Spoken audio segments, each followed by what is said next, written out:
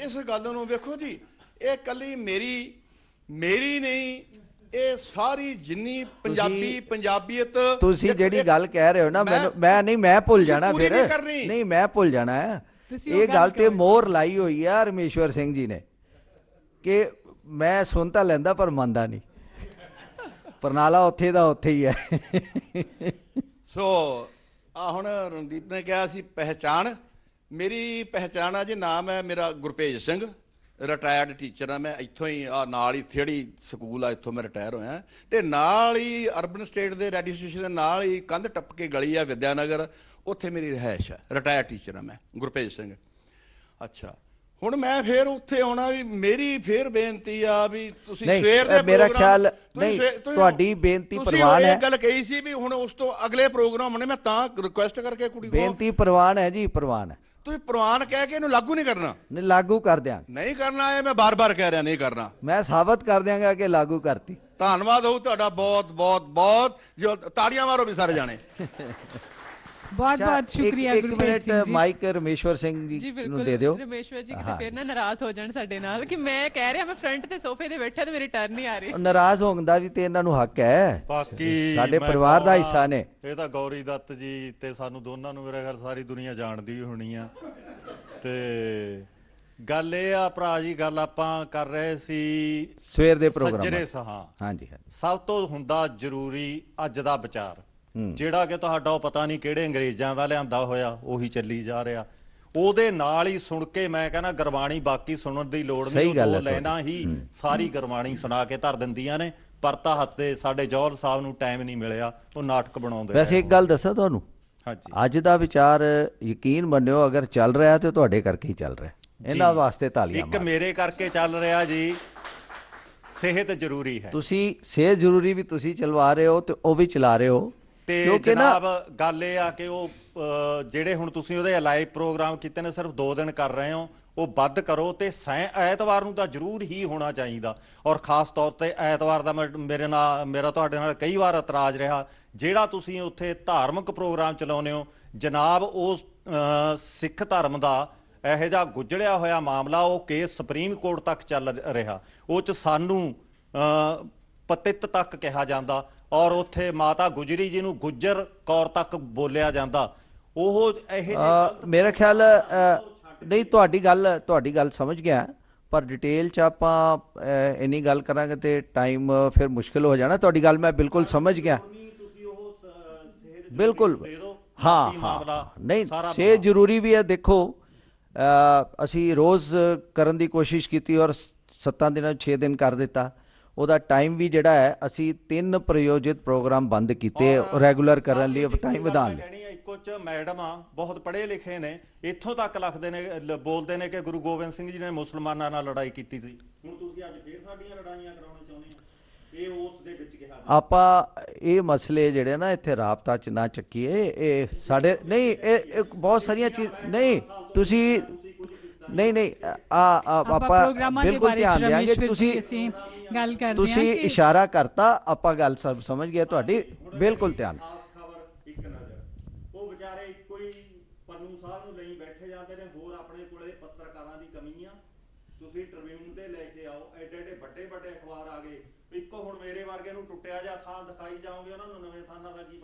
नहीं ये गल मैं पहले मान ली, ਉਹਨਾਂ ਨੂੰ ਪਤਾ ਲੱਗੇ ਕਿ ਹੋਰ ਵੀ ਬਹੁਤ ਕੁਝ ਪਿਆ ਦੁਨੀਆ 'ਚ।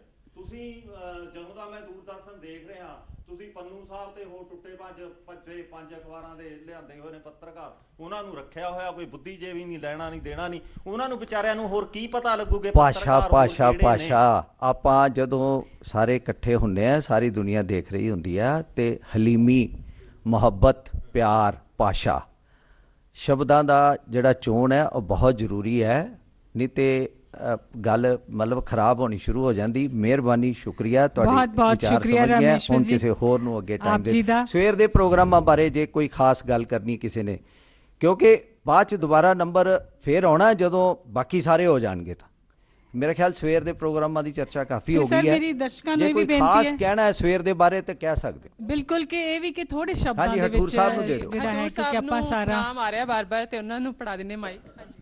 ਸਾਡੇ ਬਹੁਤ ਹੀ ਸਤਿਕਾਰਯੋਗ ਡੀਡੀਜੀ ਸਾਹਿਬ, ਸਟੂਡੀਓ ਦੇ ਵਿੱਚ ਬੈਠੇ ਦਰਸ਼ਕ ਤੇ ਦੇਸ਼ ਵਿਦੇਸ਼ ਵਿੱਚ ਇਸ ਚੈਨਲ ਨੂੰ ਦੇਖ ਰਹੇ ਦਰਸ਼ਕਾਂ ਨੂੰ ਇਕਬਾਲ ਸਿੰਘ ਮੇਨ ਬਾਜ਼ਾਰ ਅਠੂਰ ਦੀ ਬਹੁਤ ਹੀ ਪਿਆਰ ਭਰੀ ਸਤਿ ਸ਼੍ਰੀ ਅਕਾਲ। ਤੁਸੀਂ ਆਰਾਮ ਨਾਲ ਵੀ ਬੋਲ ਸਕਦੇ ਹੋ ਜਾਂ ਮਾਈਕ ਸਾਨੂੰ ਦੇ ਦਿਓ। ਨਹੀਂ ਸਰ ਠੀਕ ਹੈ ਜੀ। ਅੱਛਾ ਸਰ ਬੇਨਤੀ ਇਹੀ ਆ ਬਈ ਸਭ ਤੋਂ ਪਹਿਲਾਂ ਤਾਂ ਆਸਾ ਜੀ ਦੀ ਵਾਰ ਤੋਂ ਜਿਹੜਾ ਮਗਰੋਂ ਪ੍ਰੋਗਰਾਮ ਸੋ ਥਾਨ ਸਹਾਵਾ ਜੀ ਉਹਨੂੰ ਤੁਸੀਂ ਮਿਸ ਨਾ ਕਰੋ ਕਿਉਂਕਿ ਪਲੀਜ਼ ਉਹਨੂੰ 7 ਡੇਜ਼ 7 ਦਿਨ ਹੀ ਚੱਲਣਾ ਚਾਹੀਦਾ ਤੁਸੀਂ ਕਮਜ਼ੋਰੀ ਵੱਲ ਇਸ਼ਾਰਾ ਕਰਤਾ ਜੀ। ਸਾਡੀ ਕਮਜ਼ੋਰੀ ਆ, ਅਸੀਂ ਨਹੀਂ ਕਰ ਪਾਉਂਦੇ ਉਹਨੂੰ ਪੂਰੀ ਤਰ੍ਹਾਂ। ਅੱਛਾ ਚਲੋ ਉਹਦੇ ਵਿੱਚ ਨਾਤੀਆਂ ਕਵਾਲੀ ਮਸੀਹੀ ਭਜਨ ਮਾਤਾ ਦੀਆਂ ਭੇਟਾਂ ਆਉਂਦੀਆਂ ਉਹ ਵਧੀਆ ਗੱਲ ਹੈ ਜੀ।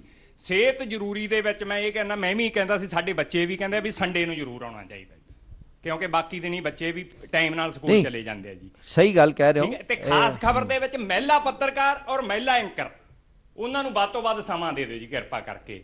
ਤੇ ਗੱਲਾਂ ਤੇ ਗੀਤ ਪ੍ਰੋਗਰਾਮ ਬਹੁਤ ਵਧੀਆ ਚੱਲ ਰਿਹਾ।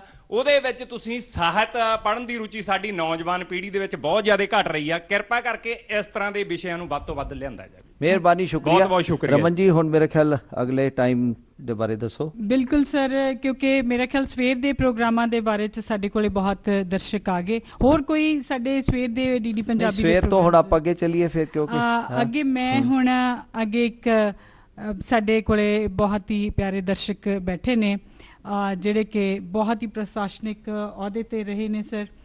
ਮਿਸਟਰ ਮੇਰੀ ਮੁਰਾਦ ਹੈ ਸ਼੍ਰੀ BS ਰਤਨ ਜੀ ਤੋਂ। ਉਹ IRS ਦੇ ਵਿੱਚ ਰਹੇ, ਭਾਰਤ ਸਰਕਾਰ ਦੇ ਚੋਣ ਕਮਿਸ਼ਨ ਦੇ ਵੱਲੋਂ ਉਹ ਆਬਜ਼ਰਵਰ ਵੀ ਰਹੇ ਨੇ, ਕਮਿਸ਼ਨਰ ਇਨਕਮ ਟੈਕਸ ਉਹ ਰਿਟਾਇਰ ਹੋਏ ਨੇ। ਬਹੁਤ ਸਰ ਉਹਨਾਂ ਦੀ ਸਾਹਿਤ ਦੇ ਵਿੱਚ ਬਹੁਤ ਰੁਚੀ ਹੈ। ਮੈਂ ਦਰਸ਼ਕਾਂ ਨੂੰ ਦੱਸ ਦੇਵਾਂ ਕਿ ਉਹਨਾਂ ਨੇ 4 ਕਿਤਾਬਾਂ ਜਿਹੜੀਆਂ ਸਾਹਿਤ ਦੀ ਝੋਲੀ 'ਚ ਲੋਕਾਂ ਦੀ ਝੋਲੀ 'ਚ ਪਾਈਆਂ ਨੇ। ਆਵੇਸ਼ ਪ੍ਰਵੇਸ਼, ਰੇਤੇ ਉੱਪਰ ਲਕੀਰਾਂ ਜਿਹੜਾ ਹੈ, ਕਿਤੂਰ ਦੀ ਰਾਣੀ ਚਨਾਮਾ ਇੱਕ ਹੋਰ ਕਿਤਾਬ ਹੈ। ਸੋ ਮੈਂ और मेरे को एंकर मैं रणदीप ਨੂੰ ਗੁਜ਼ਾਰਿਸ਼ ਕਰੂੰਗੀ ਕਿ BS ਰਤਨ ਜੀ ਤੱਕ ਆਪਣਾ ਮਾਈਕ ਲੈ ਕੇ ਜਾਣ ਤਾਂ ਕਿ ਉਹ ਵੀ ਆਪਣੇ ਵਿਚਾਰ, ਕਿਉਂਕਿ ਇਹ ਸਾਡੇ ਦੂਰਦਰਸ਼ਨ ਦੇ ਉੱਤੇ ਵੀ ਸਾਹਿਤਿਕ ਸਰਗਰਮੀਆਂ ਪ੍ਰੋਗਰਾਮ ਪੇਸ਼ ਵੀ ਕਰਦੇ ਰਹਿੰਦੇ ਨੇ ਤੇ ਅੱਜ ਇੱਕ ਦਰਸ਼ਕ ਵਜੋਂ ਵੀ ਸ਼ਾਇਦ ਸਰ ਆਪ ਜੀ ਸਾਨੂੰ ਸੁਝਾਅ ਤੁਹਾਡੇ ਸਿਰ ਮੱਥੇ ਹੋਣਗੇ। ਮਾਈਕ ਲੈ ਆਓ।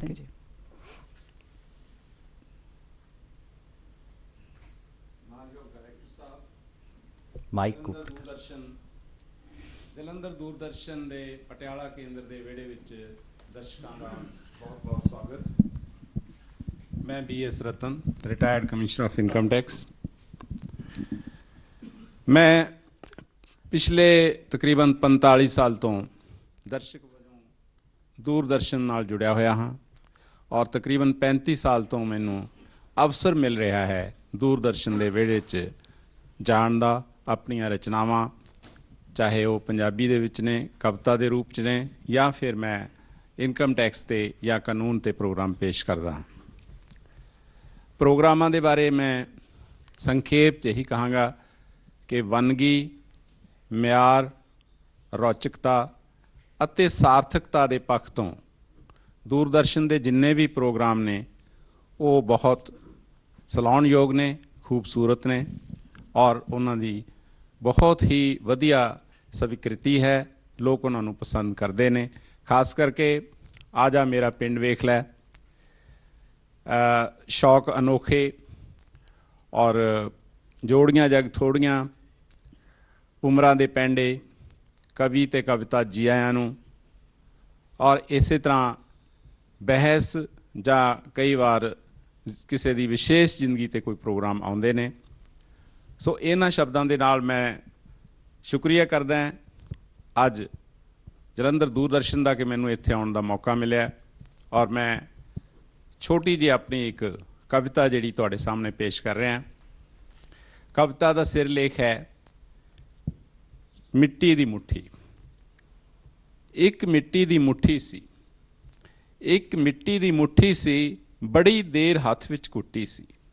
ਇਸ ਮਿੱਟੀ ਦੀ ਹੀ ਕਰਾਮਾਤ ਸੀ, ਮਾਂ ਪਿਓ ਭੈਣ ਭਰਾ ਨਾ ਹੋਏ ਸੀ ਬੇਗਾਨੇ। ਇਸ ਮਿੱਟੀ ਵਿੱਚ ਅੰਤਾਂ ਦਾ ਮੋਹ ਸੀ, ਇਸ ਮਿੱਟੀ ਵਿੱਚ ਅੰਤਾਂ ਦਾ ਮੋਹ ਸੀ, ਰਿਸ਼ਤਿਆਂ ਦੀ ਵੱਖਰੀ ਖੁਸ਼ਬੂ ਸੀ। ਇਸ ਮਿੱਟੀ ਕਰਕੇ ਸਭ ਨੇ ਜੀਣਾ ਮਰਨਾ ਸੀ, ਇਸ ਮਿੱਟੀ ਵਿੱਚੋਂ ਸਭ ਕੁਝ ਪੈਦਾ ਕਰਨਾ ਸੀ। ਇੱਕ ਮਿੱਟੀ ਦੀ ਮੁੱਠੀ ਸੀ ਜੀ, ਗੌਰ ਕਰਨਾ ਜੀ। ਇੱਕ ਮਿੱਟੀ ਦੀ ਮੁੱਠੀ ਸੀ, ਬੜੀ ਦੇਰ ਹੱਥ ਵਿੱਚ ਕੁੱਟੀ ਸੀ। ਸਾਂਝਾਂ ਦੀ ਹਮਰਾਹੀ ਸੀ, ਖੁਸ਼ੀਆਂ ਦੀ ਪਟਾਰੀ ਸੀ, ਧੁੱਪ ਵਿੱਚ ਛਾਵਾਂ ਕਰਦੀ ਸੀ। ਧੁੱਪ ਵਿੱਚ ਛਾਵਾਂ ਕਰਦੀ ਸੀ, ਭੁੱਖ ਵਿੱਚ ਪੇਟ ਅਨੇਕਾਂ ਭਰਦੀ ਸੀ, ਹਰਿਆਵਲ ਦਾ ਤੋਹਫਾ ਸੀ, ਵਿੱਚ ਨੈਣਾਂ ਦੀ ਆਸਾਂ ਭਰਦੀ ਸੀ, ਫੁੱਲਾਂ ਦੀ ਫੁਲਵਾੜੀ ਸੀ, ਮੇਵਿਆਂ ਨਾਲ ਝੋਲੀਆਂ ਭਰਦੀ ਸੀ। ਇੱਕ ਮਿੱਟੀ ਦੀ ਮੁੱਠੀ ਸੀ, ਬੜੀ ਦੇਰ ਹੱਥ ਵਿੱਚ ਕੁੱਟੀ ਸੀ। ਸੋ ਆਖਰੀ ਸਤਰਾਂ ਨੇ, ਵਕਤ ਦੇ ਤੂਫਾਨਾਂ ਨੇ ਇੱਕ ਦਿਨ ਐਸਾ ਕਹਿਰ ਮਚਾ ਦਿੱਤਾ, ਤਰੇੜਾਂ ਖਾਂਦੀ ਮਿੱਟੀ ਏ, ਮੁੱਠੀ ਵਿੱਚੋਂ ਫੁੱਟ ਦੋ ਫਾੜ ਹੋਈ, ਕਿਰ ਗਈ ਮਿੱਟੀ ਝੱਟ, ਕਿਰ ਗਈ ਮਿੱਟੀ ਝੱਟ, ਨੈਣਾਂ ਵਿੱਚੋਂ ਕਿਰਦੇ ਹੰਝੂਆਂ ਵਾਂਗ, ਸਾਂਝਾਂ ਸਮੇਤ, ਗੌਰੀ ਸਾਹਿਬ ਜੀ, ਸਾਂਝਾਂ ਸਮੇਤ ਰਿਸ਼ਤੇ ਵੀ ਕਿਰ ਗਏ, ਨਦੀਆਂ ਨਿਖੜੇ ਪਾਣੀਆਂ ਵਾਂਗ, ਮਿੱਟੀ ਬਣ ਕੇ ਰਾਖ ਉੱਡ ਗਈ, ਜਿੰਦਾਂ ਵਿੱਚੋਂ ਉੱਡਦੀਆਂ ਰੂਹਾਂ ਵਾਂਗ, ਇੱਕ ਮਿੱਟੀ ਦੀ ਮੁੱਠੀ ਸੀ, ਬੜੀ ਦੇਰ ਹੱਥ ਵਿੱਚ ਕੁੱਟੀ ਸੀ। ਸਭ ਦਾ ਬਹੁਤ ਬਹੁਤ ਧੰਨਵਾਦ। ਬਹੁਤ ਵਧੀਆ ਜੀ, ਬਹੁਤ ਔਰ ਵਧੀਆ ਜੀ। ਵਾਕਈ ਬੜੀ ਚੰਗੀ ਸੋਚ ਵਾਲੀ ਇਹ ਕਵਿਤਾ ਹੈ, ਔਰ ਸਾਨੂੰ ਇਹਦੇ ਬਾਰੇ ਆਪਣੇ ਧਿਆਨ 'ਚ ਗੱਲਾਂ ਲਿਆਉਣੀਆਂ ਚਾਹੀਦੀਆਂ। ਜਿਹੜੀਆਂ ਕਵਿਤਾਵਾਂ ਹੁੰਦੀਆਂ ਹਮੇਸ਼ਾ ਸੁਨੇਹੇ ਨਾਲ ਭਰੀਆਂ ਹੁੰਦੀਆਂ, ਔਰ ਅਕਸਰ ਇਹ ਦੇਖਿਆ ਗਿਆ ਹੈ ਕਿ ਗੱਲ ਸਿੱਧੀ ਅਸਰ ਨਹੀਂ ਕਰਦੀ, ਪਰ ਕਿਸੇ ਸ਼ੇਅਰ ਰਾਹੀਂ ਜਾਂ ਕਵਿਤਾ ਰਾਹੀਂ, ਕਿਸੇ ਗੀਤ ਰਾਹੀਂ ਜੇ ਕੀਤੀ ਜਾਵੇ ਤਾਂ ਉਹਦਾ ਅਸਰ ਜ਼ਿਆਦਾ ਹੁੰਦਾ ਹੈ। ਅੱਜ ਮੈਂ ਦਰਸ਼ਕਾਂ ਨਾਲ ਇੱਕ ਸਾਂਝ ਹੋਰ ਕਰਨੀ ਚਾਹੁੰਦਾ ਕਿ ਸਾਡੇ ਵਿਸ਼ੇਸ਼ ਦਰਸ਼ਕ ਜਿਹੜੇ ਜਿਨ੍ਹਾਂ ਦਾ ਹਮੇਸ਼ਾ ਸਾਨੂੰ ਮਾਰਗਦਰਸ਼ਨ ਰਿਹਾ ਔਰ ਬੜਾ ਪਿਆਰ ਮਿਲਦਾ ਰਿਹਾ ਹੈ, ਸਰਦਾਰ ਸੂਬਾ ਸਿੰਘ ਜੀ, ਉਹ ਵਿਸ਼ੇਸ਼ ਤੌਰ ਤੇ ਸਾਡੇ ਕੋਲ ਆਏ ਹੈ। ਇਹਨਾਂ ਦੀ ਸਿਹਤ ਇੰਨੀ ਜ਼ਿਆਦਾ ਠੀਕ ਨਹੀਂ ਹੈ ਕਿ ਇਹ ਇੰਨਾ ਲੰਬਾ ਸਫ਼ਰ ਤੈਅ ਕਰਕੇ ਸਾਡੇ ਕੋਲ ਆਉਂਦੇ, ਪਰ ਇਹਨਾਂ ਨੇ ਕਿਹਾ ਕਿ ਨਹੀਂ, ਮਹਾਰਾਬਤਾ ਜਿਹੜਾ ਹੈ ਇਹ ਮੇਰੇ ਵੀ ਰੂਹ ਦੀ ਖੁਰਾਕ ਹੈ, ਅਤੇ ਮੈਂ ਜਿਸ ਤਰ੍ਹਾਂ ਮਰਜ਼ੀ ਜਾਵਾਂ ਮੈਂ ਆਊਂਗਾ ਜ਼ਰੂਰ ਤੁਹਾਡੇ ਕੋਲ। ਅਸੀਂ ਉਹਨਾਂ ਦਾ ਧੰਨਵਾਦ ਕਰਦੇ ਹਾਂ, ਔਰ ਸਾਰੇ ਦਰਸ਼ਕਾਂ ਅੱਗੇ ਬੇਨਤੀ ਕਰਦੇ ਹਾਂ ਕਿ ਇਹਨਾਂ ਦੀ ਤੰਦਰੁਸਤੀ ਲਈ ਪਰਮਾਤਮਾ ਅੱਗੇ ਦੁਆ ਕਰੀਏ ਕਿ ਇਹ ਕੀ ਕਹਿੰਦੇ ਹੁੰਦੇ ਨਾ, ਉੱਚਾ ਲੰਬਾ ਨੌਜਵਾਨ, ਰੋਹ ਵਾਲੀ ਆਵਾਜ਼ ਵਾਲਾ ਸਾਡੇ ਪ੍ਰੋਗਰਾਮ ਦੀ ਜਾਨ ਵੀ ਹੈ, ਅਤੇ ਇਹ ਮੁੜ ਆਪਣੇ ਉਸੇ ਰੂਪ 'ਚ ਆਵੇ। ਅਤੇ ਇਹਨਾਂ ਦੇ ਕੁਝ ਵਿਚਾਰ ਆਪਾਂ ਸਾਂਝੇ ਕਰ ਹੀ ਲਈਏ ਜੀ। ਪਰ ਸਰ ਉਹ ਕਹਿ ਰਹੇ ਕਿ ਸ਼ਾਇਦ ਇਸ਼ਾਰਾ ਕਰ ਰਹੇ ਸੀ ਕਿ ਬੋਲਿਆ ਨਹੀਂ ਜਾਣਾ ਉਹਨਾਂ ਕੋ, ਕਿ ਦੋ ਚਾਰ ਸ਼ਬਦ ਤਾਂ ਜ਼ਰੂਰ ਬੋਲੋ ਨਾ। ਹਾਂਜੀ, ਚਲੋ ਆਪਣਾ ਨਾਮ ਹੀ ਦੱਸ ਦਿਓ ਦੁਬਾਰਾ। ਨਹੀਂ ਖੜੇ ਭਾਵੇਂ ਨਾ ਹੋਣ, ਚਲੋ ਕੋਈ ਨਹੀਂ, ਬੈਠ ਕੇ ਮਤਲਬ ਸਾਨੂੰ ਥੋੜਾ ਜਿਹਾ ਪਿਆਰ ਬਖਸ਼ ਦੇਣ। ਤਾਲੀਆਂ। बड़े सत्कारयोग डायरेक्टर साहब ते सामने बैठे हुए वीर ते दर्शक, मैनू तुसी नामात हार दिता है इत्थे आने नूं, पर मेरा विचार ये है भी जिन्ना चिर मैं जिंदा रहूँगा समाज की सेवा और दूरदर्शन के बेड़े आउंदा रहूँ। इन्हां लफ्ज़ां दे नाल मेहरबानी, धन्यवाद। बहुत बहुत शुक्रिया जी, आप जी ਨੂੰ ਰੱਬ ਸਿਹਤਯਾਬੀ ਬਖਸ਼ੇ। ਸੂਬਾ ਸਿੰਘ ਜੀ ਨੇ ਸਮਾਜ ਲਈ ਉਚੇਚੇ ਤੌਰ ਤੇ ਆਪਣਾ ਯੋਗਦਾਨ ਬਹੁਤ ਸਾਰੀਆਂ ਸੰਸਥਾਵਾਂ ਰਾਹੀਂ ਪਾਇਆ ਹੈ, ਔਰ ਬਹੁਤ ਸਾਰੀਆਂ ਸੰਸਥਾਵਾਂ ਨੇ ਇਹਨਾਂ ਨੂੰ ਉਸ ਗੱਲ ਦਾ ਸਨਮਾਨ ਵੀ ਦਿੱਤਾ ਹੈ, ਔਰ ਇਹਨਾਂ ਨੇ ਨੌਜਵਾਨਾਂ ਦੇ ਵਿੱਚ ਇੱਕ ਨਵੀਂ ਊਰਜਾ, ਨਵੀਂ ਰੂਹ ਜਿਹੜੀ ਹੈ ਉਹ ਭਰਨ ਦੀ ਕੋਸ਼ਿਸ਼ ਕੀਤੀ ਹੈ ਕਿ ਸਾਡੇ ਸਮਾਜ ਨੂੰ ਜਿਹੜੀ ਸਿਹਤ ਚਾਹੀਦੀ ਹੈ, ਸਾਡੇ ਸਮਾਜ ਦੇ ਵਿੱਚ ਜਿਹੜਾ ਸੁਧਾਰ ਚਾਹੀਦਾ ਹੈ ਉਹ ਆਉਣਾ ਚਾਹੀਦਾ। ਵਿਸ਼ੇਸ਼ ਕਰਕੇ ਜਿਹੜਾ ਧੀਆਂ ਦਾ ਸਨਮਾਨ ਹੈ ਉਹਦੇ ਲਈ ਇਹਨਾਂ ਦੀ ਜਿੰਨੀ ਪ੍ਰਸ਼ੰਸਾ ਕੀਤੀ ਜਾਏ ਉਹ ਘੱਟ ਹੈ। ਸਾਡੇ ਸਮਾਜ ਦੇ ਵਿੱਚ ਅਸੀਂ ਕਰਕੇ ਵਿਖਾ ਦਿੱਤਾ ਹੈ, ਵੈਸੇ ਅਸੀਂ ਧੀਆਂ ਨੂੰ ਇੰਨਾ ਮਾਣ ਦਿੱਤਾ ਹੈ, ਔਰ ਸਾਡੀ ਧੀਆਂ ਨੇ ਵੀ ਸਾਡਾ ਮਾਣ ਰੱਖਿਆ ਹੈ। ਸਾਰੀ ਦੁਨੀਆ ਦੇ ਵਿੱਚ ਅਗਰ ਜੇ ਸਾਡੀ ਜਿਹੜੀ ਸ਼ੋਭਾ ਵਧਾਈ ਹੈ ਦੇਸ਼ ਦੀ, ਤਾਂ ਉਹ ਧੀਆਂ ਨੇ ਹੀ ਵਧਾਈ ਹੈ, ਤੇ ਧੀਆਂ ਦੇ ਨਾਂ ਤੇ ਤਾਲੀਆਂ। ਬਹੁਤ ਬਹੁਤ ਸ਼ੁਕਰੀਆ ਸਰ। ਇਹਦੇ ਨਾਲ ਤਾਂ ਸਾਡਾ ਵੀ ਕਹਿੰਦੇ ਪਾਈਆ ਖੂਨ ਵੱਧ ਜਾਂਦਾ ਇਹੋ ਜਿਹੀਆਂ ਗੱਲਾਂ ਸੁਣ ਕੇ। ਤਾਂ ਪਰਮਾਤਮਾ ਆਪ ਜੀ ਨੂੰ ਇਹਨਾਂ ਨੂੰ ਸਿਹਤਯਾਬੀ ਬਖਸ਼ੇ, ਕਿਉਂਕਿ ਇਹੋ ਜਿਹੀਆਂ ਸ਼ਖਸੀਅਤਾਂ ਸਮਾਜ ਦੇ ਉਸਾਰੀ ਉਹਦੇ ਵਿੱਚ ਬਹੁਤ ਜ਼ਿਆਦਾ ਵੱਡਾ ਯੋਗਦਾਨ ਪਾਉਂਦੀਆਂ ਨੇ। ਸੋ ਪਿਆਰੇ ਦਰਸ਼ਕੋ, ਆਪਾਂ ਕਰੀਬ ਪਿਛਲੇ 16 ਸਾਲਾਂ ਦਾ ਜੋ ਡੀਡੀ ਪੰਜਾਬੀ ਦਾ ਸਾਡਾ ਸਫ਼ਰ ਹੈ ਅਸੀਂ ਇਹਨਾਂ ਤੈਅ ਕੀਤਾ, ਉਹਦੇ ਸਾਰੇ ਪ੍ਰੋਗਰਾਮ ਜਿਹੜੇ ਨੇ ਉਹਨਾਂ ਦਾ ਲੇਖਾ ਜੋਖਾ ਆਪਾਂ ਕਰ ਰਹੇ ਹਾਂ। ਅਗਰ ਪਿਛਲੇ ਦੀ ਵੀ ਕੋਈ ਗੱਲ ਕਿਸੇ ਨੇ ਕਹਿਣੀ ਹੈ ਸਾਡੇ ਪਿਆਰੇ ਦਰਸ਼ਕ ਜੋ ਸਟੂਡੀਓ ਵਿੱਚ ਮੌਜੂਦ ਨੇ ਤਾਂ ਉਹ ਵੀ ਕਹਿ ਸਕਦੇ ਨੇ। ਆਪਾਂ ਹੁਣ ਦੁਪਹਿਰ ਦੇ ਪ੍ਰੋਗਰਾਮਾਂ ਦੀ ਗੱਲ ਕਰਦੇ ਹਾਂ। ਸਵੇਰ ਵਾਲੇ ਪ੍ਰੋਗਰਾਮਾਂ ਦੇ ਬਾਰੇ 'ਚ ਆਪਾਂ ਸੁਝਾਅ ਵੀ ਦਿੱਤੇ ਨੇ ਆਪ ਜੀ ਨੇ, ਬਹੁਤ ਹੀ ਨਾਯਾਬ ਆਪ ਜੀ ਦੇ ਉਹ। ਦੂਜੀ ਗੱਲ ਹੈਗੀ ਕਿ 10 ਵਜੇ ਤੋਂ ਲੈ ਕੇ ਸਵੇਰ ਦੇ 10 ਵਜੇ ਤੋਂ ਲੈ ਕੇ ਸ਼ਾਮ ਦੇ 7 ਵਜੇ ਤੱਕ ਜਿਹੜੇ ਸਾਡੇ ਪ੍ਰੋਗਰਾਮ ਨੇ, ਹੁਣ ਅਸੀਂ ਸਟੂਡੀਓ ਵਿੱਚ ਮੌਜੂਦ ਉਹਨਾਂ ਪ੍ਰੋਗਰਾਮਾਂ ਦੇ ਬਾਰੇ ਵਿੱਚ ਇਹਨਾਂ ਦਰਸ਼ਕਾਂ ਤੋਂ ਸੁਝਾਅ ਲਵਾਂਗੇ। ਉਹਨਾਂ ਨੂੰ ਕਿਹੜਾ ਪ੍ਰੋਗਰਾਮ ਪਸੰਦ ਹੈ, ਆਪਣੇ ਸੁਝਾਅ ਜਿਹੜੇ ਕੀਮਤੀ ਸੁਝਾਅ ਵੀ ਸਾਨੂੰ ਦਿਓ, ਅਤੇ ਬਾਕੀ ਵੀ ਆਪਾਂ ਦਿਲ ਦੀਆਂ ਗੱਲਾਂ ਇਸੇ ਤਰ੍ਹਾਂ ਕਰਦੇ ਰਹਿਣੀਆਂ ਨੇ। ਸਰ ਆਪਣੇ ਨਾਲ ਮੌਜੂਦ ਨੇ। ਸੋ ਦੁਪਹਿਰ ਦੇ ਪ੍ਰੋਗਰਾਮ ਜੋ ਡੀਡੀ ਪੰਜਾਬੀ ਤੇ ਆਪਣੇ ਚੱਲ ਰਹੇ ਨੇ 10 ਵਜੇ ਤੋਂ ਲੈ ਕੇ ਸ਼ਾਮ ਦੇ 7 ਵਜੇ ਤੱਕ। ਹਾਂਜੀ ਰਣਦੀਪ ਜੀ ਰਮਨ ਧੰਨਵਾਦ। ਵਾਕਈ ਕਹਿੰਦੇ ਚੇਨ ਇਸੇ ਤਰ੍ਹਾਂ ਆਪਾਂ ਜੋੜੀ ਰੱਖਣੀ, ਔਰ ਚੇਨ ਨੂੰ ਇਸ ਪਿਆਰ ਦੀ ਤੰਦ ਨੂੰ ਖਾਸ ਕਰ ਜਿਹੜੇ ਦਰਸ਼ਕ ਸਾਡੇ ਡੀਡੀ ਪੰਜਾਬੀ ਦੇ ਨਾਲ ਜੁੜੇ ਰਹੇ ਦੇਸ਼ਾਂ ਵਿਦੇਸ਼ਾਂ 'ਚ ਪਟਿਆਲਾ ਸਟੂਡੀਓ 'ਚ ਅੱਜ ਅਸੀਂ ਇਹ ਪ੍ਰੋਗਰਾਮ ਲਾਈਵ ਕਰ ਰਹੇ ਹਾਂ। ਔਰ ਗੱਲਾਂ ਇੱਧਰ ਸਾਈਡ ਤੇ ਆ ਜਾਈਏ ਤਾਂ ਸਰ ਬਿਲਕੁਲ ਸਰ ਉਹ ਸਾਈਡ ਵੱਲ ਕੀ ਖਾਸ ਹੈਗਾ ਸਰ ਰਾਈਟ ਸਾਈਡ ਨਹੀਂ ਸਰ ਤੁਹਾਡੀ ਗੱਲ ਮੰਨ ਲੈਨੇ, ਪਰ ਇੱਕ ਨੌਜਵਾਨ ਦਰਸ਼ਕ ਇੱਥੇ ਬੈਠੇ ਨੇ ਕਾਫੀ ਚਿਰ ਤੋਂ, ਇਹ ਕੁਝ ਕਹਿਣਾ ਚਾਹੁੰਦੇ ਨੇ ਤੇ ਮੈਨੂੰ ਲੱਗਾ ਕਿ ਪਹਿਲੇ ਇਸ ਤੋਂ ਬਾਅਦ ਚੇਂਜ ਕਰ ਲਾਂਗੇ ਆਪਾਂ। ਹਾਂਜੀ ਵੀਰ ਜੀ। ਮੈਂ ਜੰਮਿਆ ਵਤਨ ਪੰਜਾਬ 'ਚ ਮੈਂ ਮਾਣ ਕਰਦਾ ਹਾਂ, ਤਹਿ ਦਿਲੋਂ ਤੁਹਾਡਾ ਸਭ ਦਾ ਸਤਿਕਾਰ ਕਰਦਾ ਹਾਂ। ਮੈਂ ਪਿਛਲੇ 5-6 ਸਾਲਾਂ ਤੋਂ ਡੀਡੀ ਪੰਜਾਬੀ ਨਾਲ ਜੁੜਿਆ ਹੋਇਆ ਵਾਂ। ਮੈਨੂੰ ਹਰ ਪ੍ਰੋਗਰਾਮ ਹਰ ਕਲਾ ਬਹੁਤ ਚੰਗੀ ਲੱਗਦੀ ਹੈ, ਜਿਵੇਂ ਆਪਣੇ ਵਿਰਸੇ ਦੀ ਆਪਣੇ ਪਿਛੋਕੜ ਦੀ ਗੱਲ ਹੋ ਰਹੀ ਹੋਵੇ। ਮੈਂ ਬਿੱਕਰ ਸਿੰਘ ਡਿਸਟ੍ਰਿਕਟ ਜੀਂਦ ਹਰਿਆਣਾ ਦਾ ਰਹਿਣ ਵਾਲਾ ਹਾਂ ਅਤੇ ਮੈਂ ਪਹਿਲੋਂ ਵੀ ਪ੍ਰੋਗਰਾਮ ਕਰ ਚੁੱਕਾ ਹਾਂ। ਸਾਰਿਆਂ ਸਰੋਤਿਆਂ ਨੇ ਗੱਲ ਕੀਤੀ ਹੈ ਤਾਂ ਮੈਂ ਥੋੜ੍ਹਾ ਜਿਹਾ ਅਲੱਗ ਨਾਲ ਗੱਲ ਕਰਨੀ ਚਾਹੁੰਦਾ ਹਾਂ। ਮੈਂ ਇੱਕ ਛੋਟੀ ਜਿਹੀ ਕਵਿਤਾ ਰੱਖਣਾ ਚਾਹੁੰਦਾ ਹਾਂ ਅਤੇ ਕੋਸ਼ਿਸ਼ ਹੈ ਕਿ ਤੁਹਾਨੂੰ ਚੰਗੀ ਲੱਗੇਗੀ। ਕਹਿੰਦੇ ਨੇ ਕਿ ਇੱਕ ਬੱਚੇ ਦਾ ਜਨਮ ਮਾਂ ਦੀ ਕੁੱਖੋਂ ਹੁੰਦਾ ਹੈ ਅਤੇ ਇੱਕ ਕਵਿਤਾ ਦਾ ਜਨਮ ਸਮਾਜ ਦੀ ਕੁੱਖੋਂ ਹੁੰਦਾ ਹੈ। ਸਾਡੇ ਆਲੇ ਦੁਆਲੇ ਕੀ ਵਾਪਰ ਰਿਹਾ ਹੈ, ਕੀ ਹੋ ਰਿਹਾ ਹੈ, ਇਹਨਾਂ ਗੱਲਾਂ ਨੂੰ ਧਿਆਨ 'ਚ ਰੱਖ ਕੇ ਕਵਿਤਾ ਲਿਖੀ ਜਾਂਦੀ ਹੈ। ਇੱਦਾਂ ਹੀ ਮੇਰੀ ਕਵਿਤਾ ਰਿਸ਼ਤਿਆਂ ਦੇ ਨਾਲ ਭਰੀ ਹੋਈ ਹੈ। ਇੱਕ ਕਵਿਤਾ ਦੇ 2 ਪੇਜ ਨਜ਼ਰ ਆ ਰਹੇ ਮੈਨੂੰ ਦੂਰੋਂ। ਨਹੀਂ, ਇੱਕ ਹੀ ਪੇਜ ਹੈ, ਇੱਕ ਹੀ ਹੈ ਜੀ। ਟਾਈਮ ਘੱਟ। ਅੱਜ ਦੇ ਰਿਸ਼ਤੇ ਕੱਚ ਦੇ ਸਮਾਨ ਹੋ ਗਏ, ਜੋ ਹੱਥ ਲਾਇਆ ਤਿੜਕ ਜਾਂਦੇ ਨੇ। ਕੀ ਅਹਿਮੀਅਤ ਹੈ ਰਿਸ਼ਤਿਆਂ ਦੀ ਦੁਨੀਆਦਾਰੀ 'ਚ, ਪੈਸਿਆਂ ਦੀ ਮੰਡੀ 'ਚ ਵਿਕ ਜਾਂਦੇ ਨੇ। ਅੱਜ ਦੇ ਰਿਸ਼ਤੇ ਕੱਚ ਦੇ ਸਮਾਨ ਹੋ ਗਏ, ਜੋ ਹੱਥ ਲਾਇਆ ਤਿੜਕ ਜਾਂਦੇ ਨੇ। ਸਭ ਤੋਂ ਉੱਚਾ ਤੇ ਸੁੱਚਾ ਰਿਸ਼ਤਾ ਮਾਂ ਦਾ ਹੈ, ਕੀ ਸਬੰਧ ਧਰਤੀ ਦੇ ਨਾਲ ਛਾਂ ਦਾ ਹੈ। ਮਾਂ ਇੱਕੋ ਰਿਸ਼ਤੇ ਦੇ ਲਈ ਉਮਰ ਗੁਜ਼ਾਰ ਦੇਵੇ, ਢਿੱਡੋਂ ਜੰਮੇ ਨੂੰ ਹੱਦੋਂ ਵੱਧ ਪਿਆਰ ਦੇਵੇ। ਕੈਖੋ ਜੇ ਲੋਕ ਦਿਲ ਵਾਲੇ, ਕੈਖੋ ਜਿਹੇ ਨੇ ਲੋਕ ਦਿਲ ਵਾਲੇ, ਜੋ ਯਾਦਾਂ ਦੀ ਮਧਾਣੀ 'ਚ ਪਾ ਕੇ ਰਿੜਕ ਜਾਂਦੇ ਨੇ। ਅੱਜ ਦੇ ਰਿਸ਼ਤੇ ਕੱਚ ਦੇ ਸਮਾਨ ਹੋ ਗਏ, ਜੋ ਹੱਥ ਲਾਇਆ ਤਿੜਕ ਜਾਂਦੇ ਨੇ। ਇਹਦਾ ਆਖਰੀ ਹੈ ਜੀ, ਜਿਹਦੇ ਕਰਕੇ ਕਵਿਤਾ ਰਚੀ ਗਈ। 2-2.5 ਘੰਟੇ ਦੀਆਂ ਨਾਟਕੀ ਫਿਲਮਾਂ ਰੀਅਲ ਲਾਈਫ ਬਣਦੀਆਂ ਜਾਣ। ਕਹਾਣੀਕਾਰ, ਮਿਊਜ਼ਿਕ ਡਾਇਰੈਕਟਰ, ਪ੍ਰੋਡਿਊਸਰਾਂ ਨੂੰ ਕੌਣ ਸਮਝਾਣ।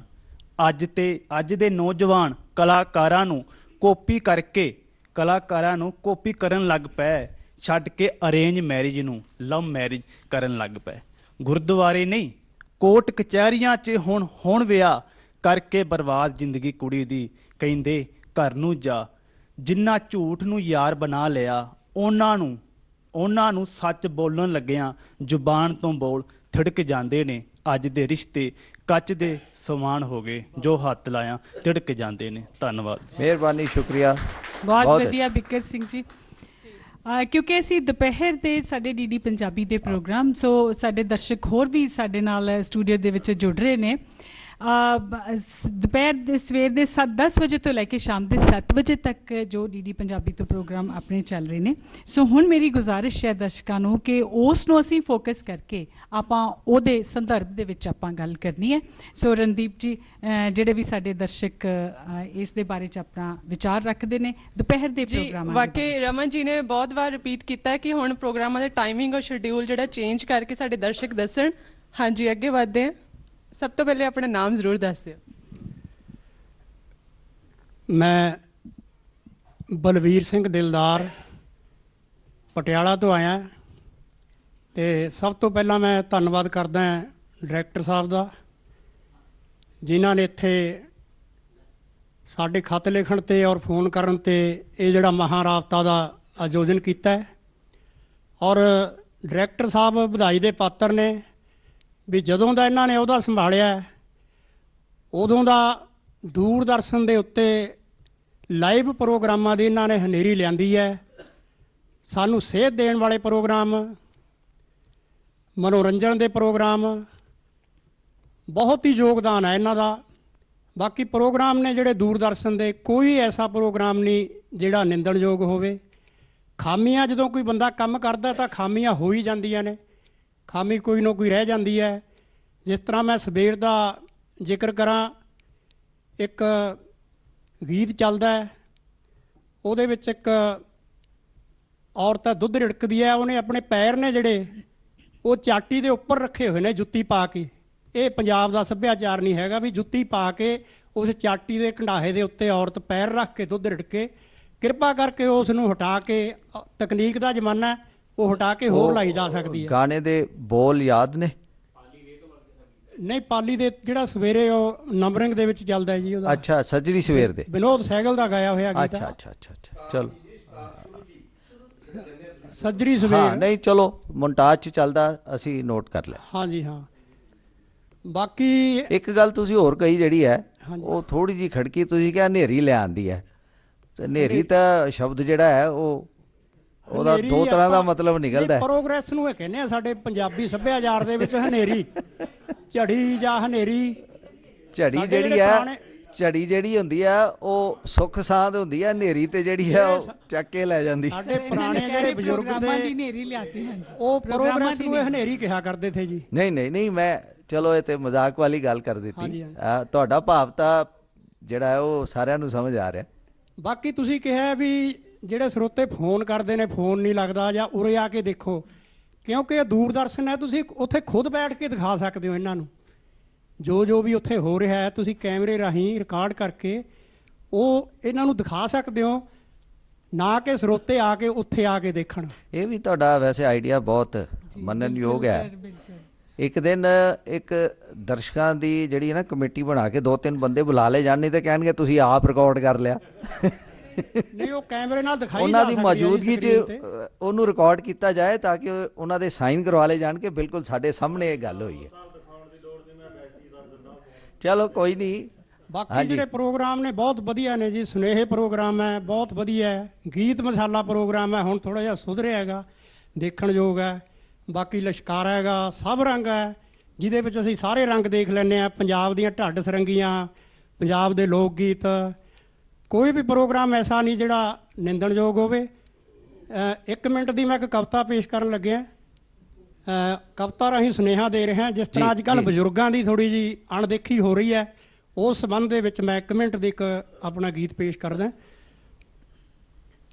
ਬਾਪੂ ਵਰਗੀਆਂ ਮਿੱਠੀਆਂ ਝਿੜਕਾਂ ਤੇ ਮਾਂ ਦੇ ਵਰਗਾ ਪਿਆਰ ਨਹੀਂ ਲੱਭਣਾ। ਬਾਪੂ ਵਰਗੀਆਂ ਮਿੱਠੀਆਂ ਝਿੜਕਾਂ, ਉਹ ਮਾਂ ਦੇ ਵਰਗਾ ਪਿਆਰ ਨਹੀਂ ਲੱਭਣਾ। ਘੁੰਮ ਲੋ ਭਾਵੇਂ ਦੁਨੀਆ ਸਾਰੀ, ਬਚਪਨ ਜਿਹਾ ਸੰਸਾਰ ਨਹੀਂ ਲੱਭਣਾ।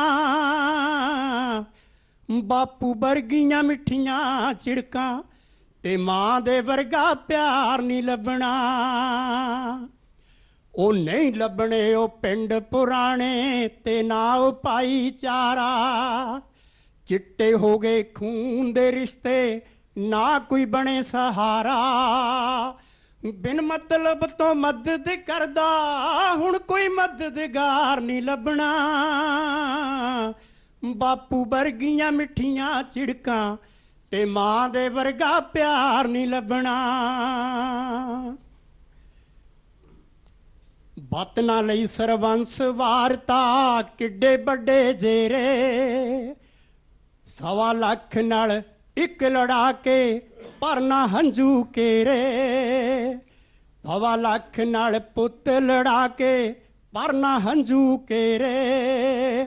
ਹੁਣ ਉਹ ਮੁੜ ਕੇ ਅੱਜ ਕੱਲ ਸਾਨੂੰ ਨੀਲੇ ਦਾ ਅਸਬਾਰ ਨਹੀਂ ਲੱਭਣਾ। ਬਾਪੂ ਵਰਗੀਆਂ ਮਿੱਠੀਆਂ ਝਿੜਕਾਂ ਤੇ ਮਾਂ ਦੇ ਵਰਗਾ ਪਿਆਰ ਨਹੀਂ ਲੱਭਣਾ।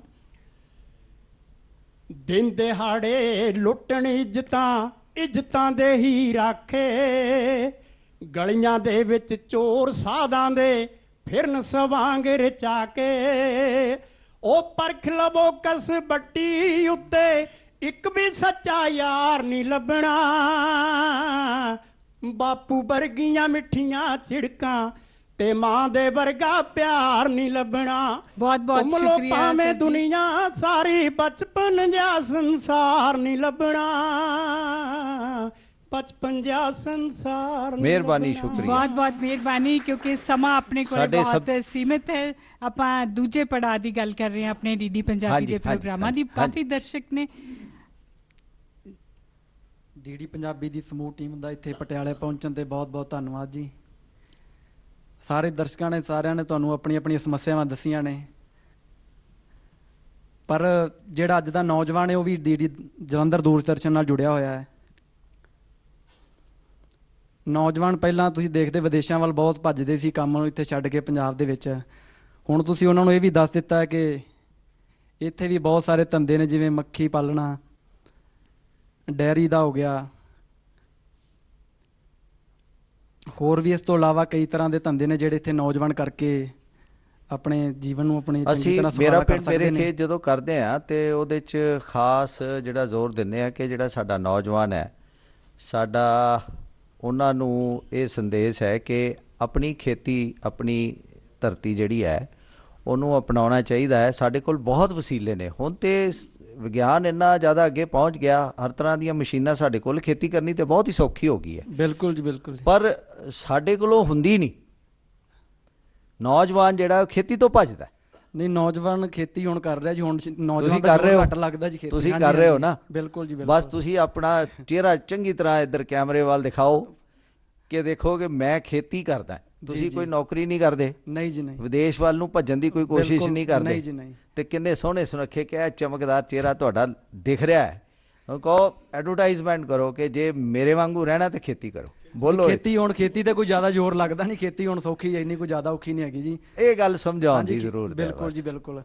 ਖੇਤੀ ਤੇ ਹੁਣ ਇਹਨਾਂ ਜ਼ਿਆਦਾ ਜ਼ੋਰ ਲਾਉਣ ਦੀ ਲੋੜ ਨਹੀਂ। ਦੂਸਰੀ ਗੱਲ, ਜਿਹੜੇ ਸਰੋਤੇ ਤੁਹਾਡੇ ਗੁੱਸਾ ਕਰਦੇ ਨੇ, ਇਹ ਉਹੀ ਸਰੋਤੇ ਨੇ ਜਿਹੜੇ ਐਂਟੀਨਿਆਂ ਨੂੰ ਠੀਕ ਕਰ ਕਰਕੇ ਨਾ ਤੁਹਾਡਾ ਜਲੰਧਰ ਦੂਰਦਰਸ਼ਨ ਦੇਖਦੇ ਸੀ, ਉਦੋਂ ਦੇ ਜੁੜੇ ਹੋਏ ਨੇ ਤੁਹਾਡੇ ਨਾਲ। ਇਹ ਵੈਸੇ ਕਹਿ ਦਿੰਦੇ ਨੇ ਤੁਹਾਨੂੰ, ਵੈਸੇ ਦਿਲ ਤੁਹਾਡੇ ਤੋਂ ਦੂਰ ਨਹੀਂ ਹੋਣਾ ਚਾਹੁੰਦੇ।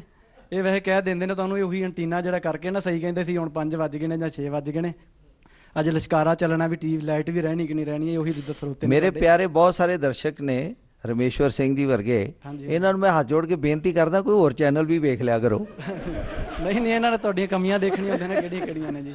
ਇਹ ਕਹਿੰਦੇ ਕਿਉਂ ਦੇਖਾਂ ਮੈਂ? ਨਹੀਂ ਦੇਖਣਾ, ਬਿਲਕੁਲ। ਮੈਂ ਤੁਹਾਨੂੰ ਹੀ ਦੇਖਣਾ ਹੈ। ਤੇ ਚਿੱਠੀ 'ਚ ਇੰਨੀ ਵੀ ਜਗ੍ਹਾ ਨਹੀਂ ਛੱਡਣੀ ਕਿ ਉੱਥੇ ਤੁਸੀਂ ਕੋਈ ਹੋਰ ਲਿਖ ਸਕੋ। ਇਹ ਜਦੋਂ ਲਾਈਟ ਦਾ ਫਲਟ ਪੈਂਦਾ ਨਾ ਜੀ, ਉਦੋਂ ਕੇਬਲਾਂ ਬੰਦ ਹੋ ਜਾਂਦੀਆਂ ਨੇ ਜੀ। ਇਹਨਾਂ ਨੇ ਇਨਵਰਟਰ ਤੇ ਕਰਾਏ ਹੋਏ ਨੇ ਟੀਵੀ ਸਾਰਿਆਂ ਨੇ ਆਪਣੇ, ਕਿਉਂਕਿ ਤੁਹਾਡਾ ਚੈਨਲ ਬੰਦ ਨਹੀਂ ਨਾ ਹੁੰਦਾ ਜੀ, ਉਹ ਫਿਰ ਦੇਖਦੇ ਰਹਿੰਦੇ ਨੇ ਵੀ ਹੁਣ ਆਪਾਂ ਨਹੀਂ, ਟੀਵੀ ਚੱਲਦਾ ਰਹਿਣਾ। ਸਾਡੇ ਦਰਸ਼ਕਾਂ